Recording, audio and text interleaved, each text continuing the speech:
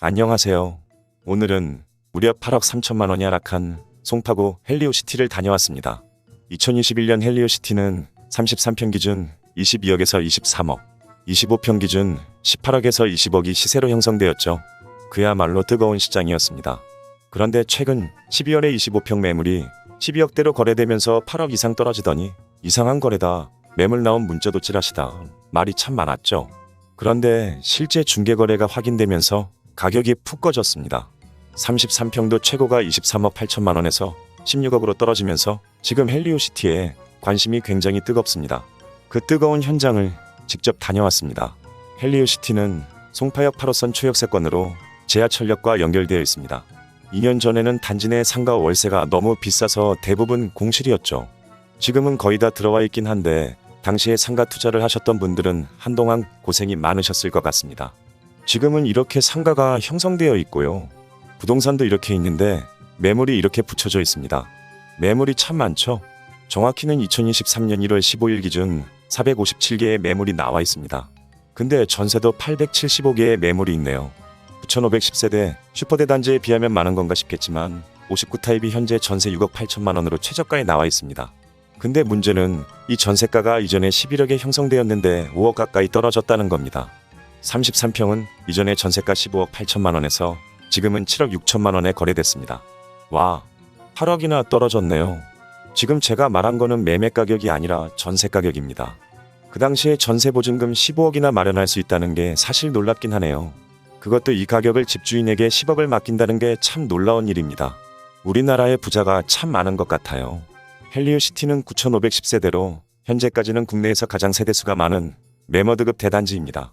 총 84개의 동이 있고 용적률은 285%, 건폐율은 19%입니다. 2018년 12월에 건축되었습니다.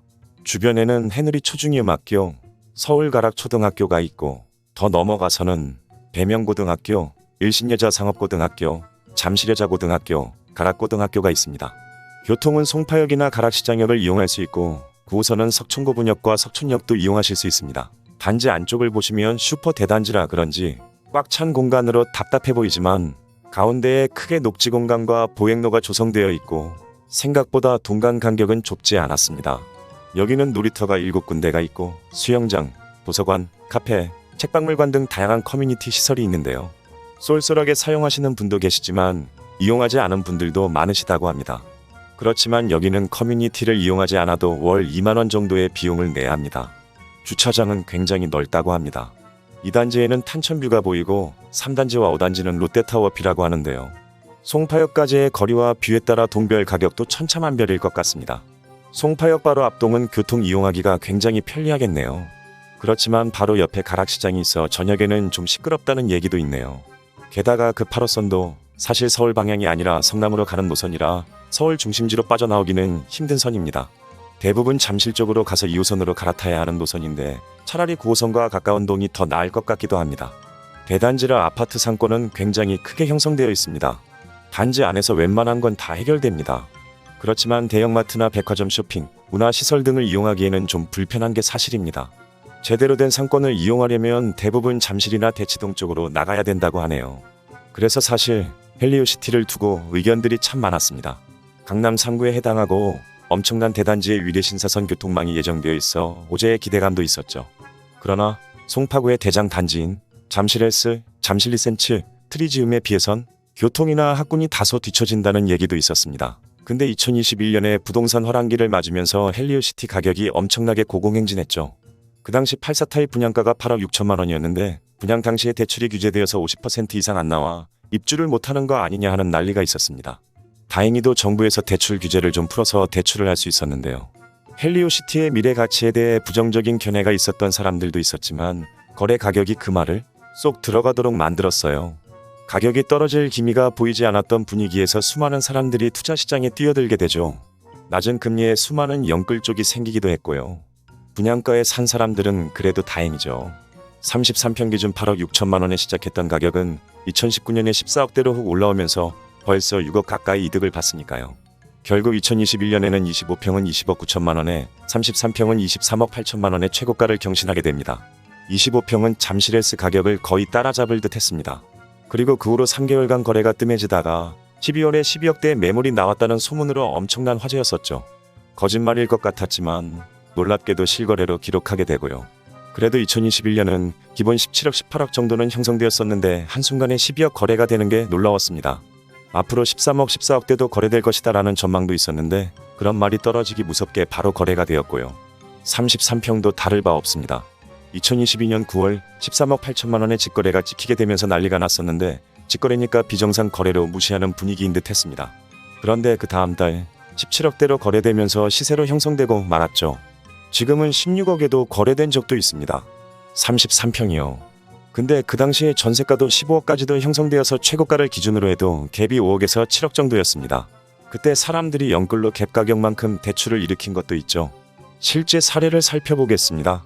2022년 3월 4일 21억 8천만 원에 거래한 H씨는 그래도 최고가 23억 8천만 원에 비해 2억이나 싸게 주고 샀기에 당시에는 잘 샀다고 생각하셨을 겁니다.